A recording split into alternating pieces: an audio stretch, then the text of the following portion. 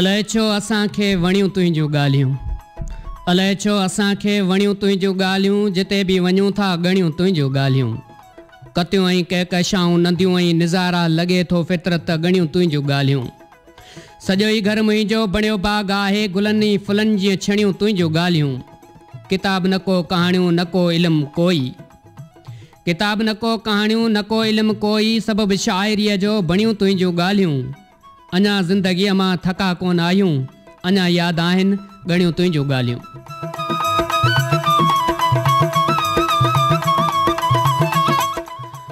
अस्सलाम वालेकुम दोस्तो, घुलंदड़ वाज हलंदड़ होगाटा के लफ़्ज़नि जी माला ऐं मौसीक़ी जे सुगन सां सींगारियल प्रोग्राम सांगीड़नि सार में ॿई हथ जोड़े आऊं हाज़िर ख़िदमत अख़्तर तबसुम, जॾहिं त हिन प्रोग्राम जो पेशकार आबिद सोलंगी।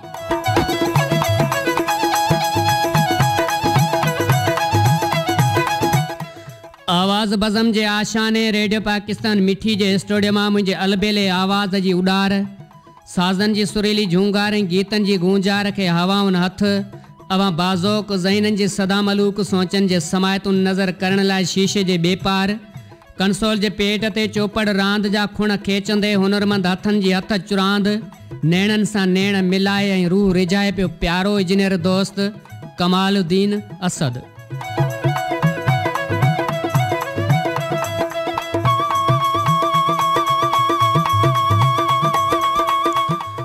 थर जे थधे रेट वारो रूह खे राहत ॾींदड़ खितो, जीजल सिंध जे महबूब मिटीअ ते आबाद मिठी मोहराणू अमराणू, वंगो वटि कठो ढट पट पार कर छाछरो छोर, डीपलो डैंसी ॾौतड़ रहमकी बाज़ार रोहिलवा, नोटो जी नगरी गढ़ड़े ताईं वसीअ गुरैज़ फैलियल धरतीअ ते आबाद मारूअड़नि ॾोथियड़नि ऐं झांगीड़नि खे सिक ऐं सचाई जी सूखड़ी दिलि व जान सां उमाणियल असांजा सिक भरिया सलाम शाल क़बूल पवनि।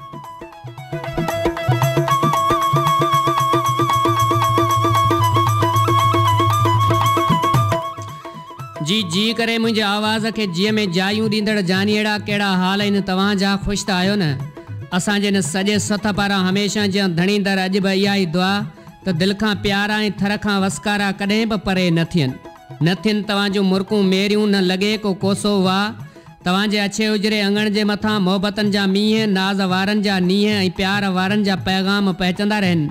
तव्हां साधड़ा सबाजड़ा सांगीड़ा सदाईं सावा ऐं ढावा हुजो।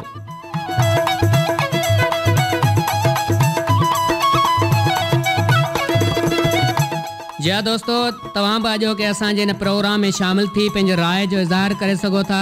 उन जे लाइ तव्हांखे असांजे ड्यूटी रूम जे नंबर ते मैसेज करणो पवंदो।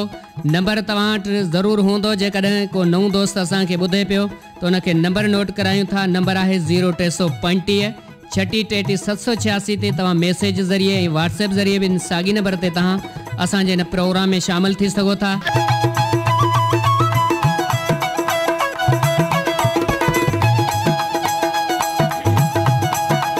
साईं मुंहिंजा इंसान जो किरदार बि उन गुलाब जे गुल जीअं हूंदो आहे, जेको हिकु भेरो पटिजी वञे त ॿीहर जुड़ी नथो सघे। जेसिताईं गुल डांडीअ सां जुड़ियल रहंदो आहे तेसिताईं उन जा रंग ऐं ख़ुशबू उन जी ख़ूबसूरती में वाधारो कंदी रहंदी आहे। पर इहो गुल जॾहिं ॿूटे खां जुदा थींदो आहे त पंहिंजो रंग ऐं ख़ुशबू विञाए वेंदो आहे।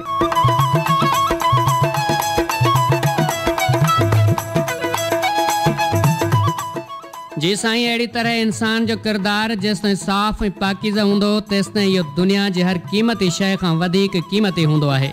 जॾहिं इहो पंहिंजी पाकीज़गी ऐं सचाई विञाए वेंदो आहे त इहो दुनिया जी कमतर खां कमतर शइ बणिजी वेंदो आहे।